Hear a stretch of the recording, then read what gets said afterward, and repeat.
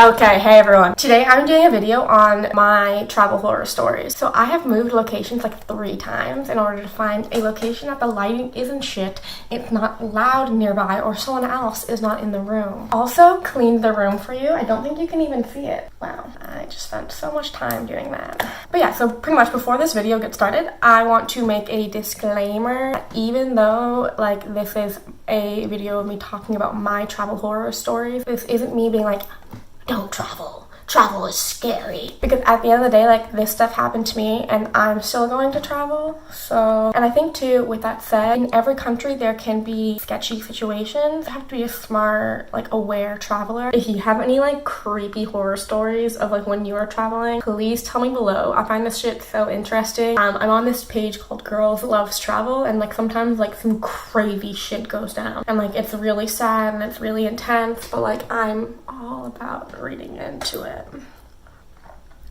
The tea will be spilled. A lot of these like aren't even like horror stories, but they're just like rips while you travel. Like, rip, I'm traveling and something stupid happened, rip. And like all of these didn't have a bad ending. Nothing like actually bad happened to me. This is just entertainment and me being dramatic.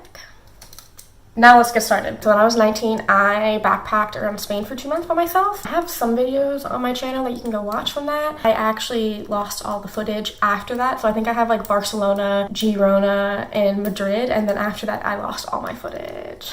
Anywho, it was like my 2nd day in Barcelona, I believe. And I was walking down the street and I was just outside the Barcelona Cathedral. I think that's its name. I could be wrong. Some dude came up to me and he was like, oh my gosh, your bag is wide open.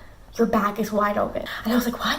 And I looked on my back and I had this like Pikachu backpack because I thought I was like stylish. And it was just like unzipped completely. And I was just like, yay! But so this person who went to go rob me would have unzipped my backpack, okay? And then been like, there's a sandwich and a water bottle in here.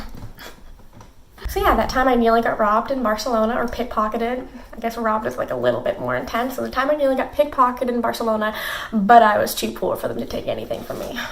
I am a huge hostel advocate, and like weird things happen in hostels because at the end of the day, like there are a variety of people who go to big hostels. So like I remember I have found like businesswomen staying in hostels, like young girls like myself, like people who are looking for accommodation because they just moved to a city before they actually find their proper accommodation, like a variety of people. I think hostels are great and I've met some amazing friends through hostels, and this is just like one of those times that I felt like a little uncomfortable in my hostel.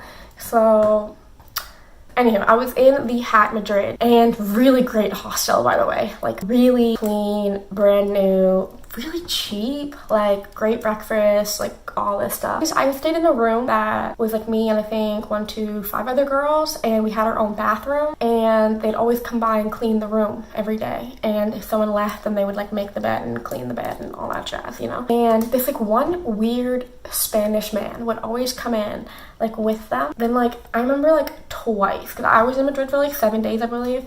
Twice, he, like, came in and, like, I was, like, in my bed, like, chilling. He would be like, oh, hey there. And I was like, Well, a couple times he kept calling me, like, pretty. And I was like, I am in my space. This is, like, my area.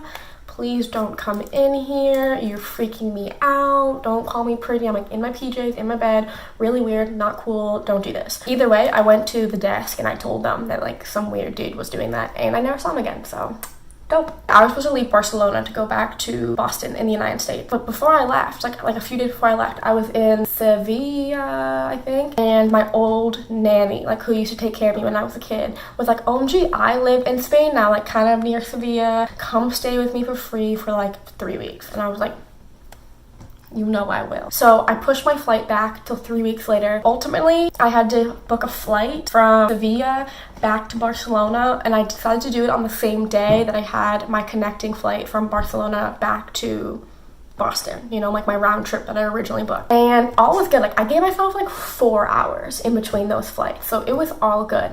And I rocked up at the airport like super early, and they were like, go to your terminal, yeah. And they're like really nervous, and I was kind of like, what the hell? So I got to my gate. They announced at the gate that like we overbooked this flight, and so some of you won't be able to get on the plane. Hopefully not, but some of you might not be able to get on the plane.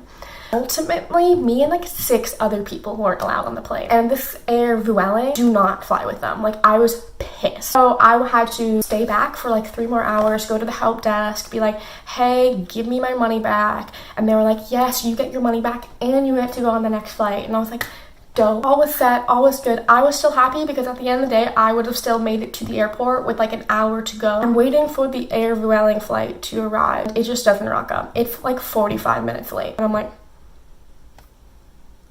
they're cutting it real short right now, and I'm starting to get really stressed out. We finally arrive in the Barcelona airport. And you know, like normally when you get out of a plane, it's like you're out of the plane and then like take a little walkway from the plane to the airport and you're like set, like you literally just walk into the airport. No, we had to take a shuttle, and I was like, oh my god. I get into the Barcelona airport, I have my huge ass like 30-pound backpacking bag on my back, and I'm running around trying to find the Air France check-in. One gentleman who got off the plane with me tried to help me. He was like, oh, I speak fluent Spanish, and he like sent me in the wrong direction and then like left. And I was like, I get to the Air France desk, I'm like, please let me check in for my flight. And they were like, the flight is already boarded, like you can't get on the plane, I'm sorry, you're gonna have to buy a new flight. I just started crying, like full on just crying. I can't. And they were like, what do you mean? And I was like, Air Vueling, first of all, overbooked their flight, then got their flight delayed, and now I'm here, like I can't afford a new flight. And I didn't say this to them, but I had like $30 US in my bank account. $30 US in my bank account. Wasn't allowed on my plane. They were like, you're not booking your bag, you're bringing it with you, and you have to run.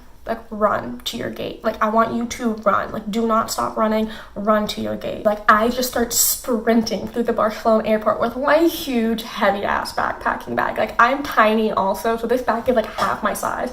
And I'm, like, sprinting. And at one point, like, all of the change falls out of my wallet. And, like, all these people are like, this girl just dropped, like, $5 worth of change all over the floor. And I just disregard it, and I just keep going. And they're like, what the fuck? I get to my gate, and I'm like, oh my god, I got here. Like, I see the plane, and the people at the gate were like, what are you doing? No. And I was like, what? And they like, stand aside for a little bit, let me just like, you know. And I was like, I just ran for 15 minutes. Like, it was a long run. And they let me on the plane. Like, seriously, they just let me on the plane. They're like, okay, go. And I like sat down on the plane. Everyone was in their seats, like bags already up, everything. They're looking at me, and like some of them were like confused because the plane should have left like 20 minutes ago. And then there's this like random chick just like hopping on the plane with her huge backpacking bag, like sweaty. And I remember sitting down in my seat and like being on the verge of tears, and then being like, wait, I'm good. Everything's good. I'm on the plane. And then just like passing out. So the moral of that story is maybe don't do connecting flights like that. Like, that was pretty dangerous of me, but if you have something important to do, do not fly Air Vueling. Air France is the bomb. Like, I guess that's kind of what the moral of that story is. So for my 21st birthday, me, my boyfriend, and 2 of our friends, we all went to Sydney. I live in Australia now. I live in Brisbane, Australia, and I have never been to Sydney before, and so it was really exciting. We found a really cheap deal, so we went for like $250 for accommodation for 3 nights and for a flight round trip. Of course, I spent like $300 on food once I got there. The second night while we're there, we're just like watching TV. We just like had a really exciting night, and we're kind of like winding down. We're on the bottom floor of like a really old-esque, traditional-esque like Sydney home. I don't really know what to call them, sorry. Like the terrace homes. Anyways, the air conditioner on our floor, like the huge tube had to go out the window. And so because of that, like the window was like a bit open, which always was kind of weird to me, but like it was locked there. So like even though it was a bit open and like we were on street level, it was fine. And there was like a gate outside of our window anyways. Anywho, a little bit weird. And I just remember that night we were sitting there and I was really aware of the window, which is weird. Like the previous night I didn't care, and I was just like looking at the window, and I was like, huh. And one of the times I looked over at the window, I saw someone like peek their head into the window, which was super frightening. Like some reason, like this like anger like built up in me, and I was like, what the fuck is this bitch doing? I like went, can I help you? And her head like shot away, and I was like, oh. And the boys were like, what the fuck? Who did you just yell at? What? And they're like frightened, and I'm like, someone was looking through our window. Someone was looking through our window. And they like knock on the door, like the girl and the gentleman she was with. They were like, oh, I'm so sorry. And I'm staying at the door, and I'm like, they're being very apologetic, and they explain that they're like with the like Sydney Herald or whatever, like the like newspaper news. Wow. Rip. And they said literally like 6 steps down, a baby was abandoned like on a gutter.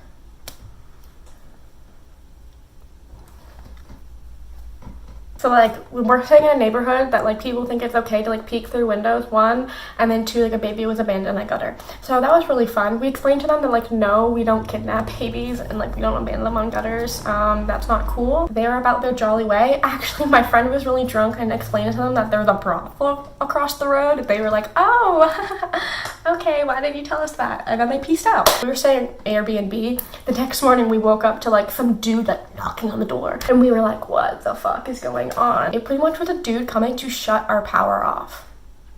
Like the person who owned the Airbnb like hadn't paid for the power bill in like 6 months or supposedly, and so like he like walked inside, like went to go like shut our power off, like you're not getting electricity, and we were like, we don't own this place, we've been here for 2 nights, please don't shut the power off. And he ultimately did not shut the power off, but I mean, it was lovely accommodation. Like, we had a great time, but, like, that was just for us, like, what the fuck is going on? Good stories. Like, yeah, like, I tell people this, and they're like, wow, exhilarating. Anywho, thank you so much for watching this video, guys. I hope you enjoyed it, and I hope you're not, like, scared to travel. Like I said, like, I don't think people are, like, that scary. I think, like, if you're proactive and, like, you're a smart person, like, you'll get out of these situations. I will see you next week. I hope you enjoyed this.